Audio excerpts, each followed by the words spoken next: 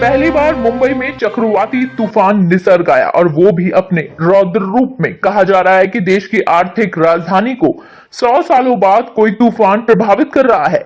120 kilometre प्रति घंटे की रफ्तार से आए इस तूफान ने मुंबई मायानगरी की काया ही पलट दी। तूफान मुंबई के अलीबाग के तट से टकराया। इसकी वजह से चली तेज हवाओं और बारिश के कारण कई जगहों पर पेड़ टूट कर गिर गए, कहीं छतें हिल गई, लोगों को सुरक्षित घरों में रहने की हिदायत दी गई और कई लोगों को सुरक्षित स्थानों पर पहुंचाया गया। महाराष्ट्र के रत्नागिरी में तो समंदर में इतनी ऊंची ऊंची लहरें उठी कि लोग ठिठक गए। इसके असर से समंदर के किनारे बंधे जहाज तक बेकाबू हो रहे थे।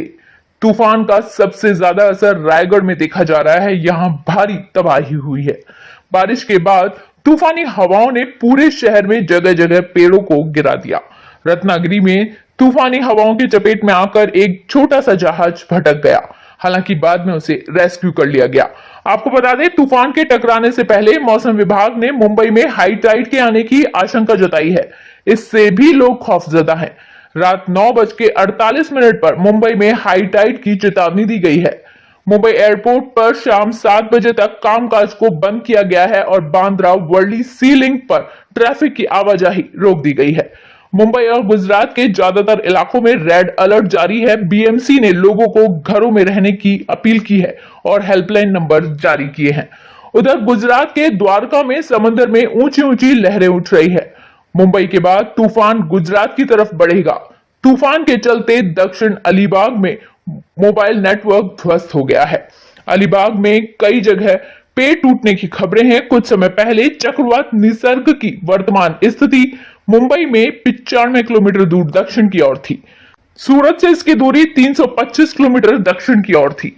चक्रवात से निपटने के लिए एनडीआरएफ की 20 टीमें तैनात की गई थी। इसमें मुंबई में 8 टीमें, रायगढ़ में 5 टीमें, पालघर में 2, थाने में 2, रत्नागिरी में 2 टीमें और सिंधुदुर्ग में 1 टीम की तैनाती की गई थी। कुछ टीमों को स्टैंड बाय रखा गया था।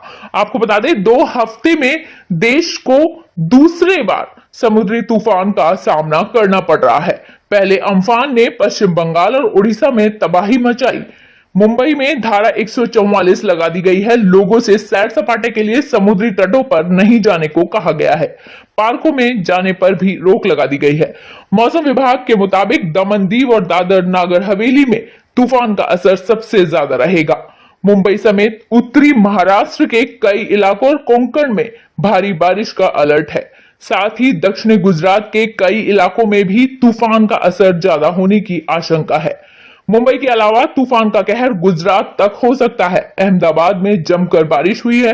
गुजरात के नवसारी के आसपास के समंदर में तो ऊंची ऊंची लहरें भी उठनी शुरू हो गई हैं।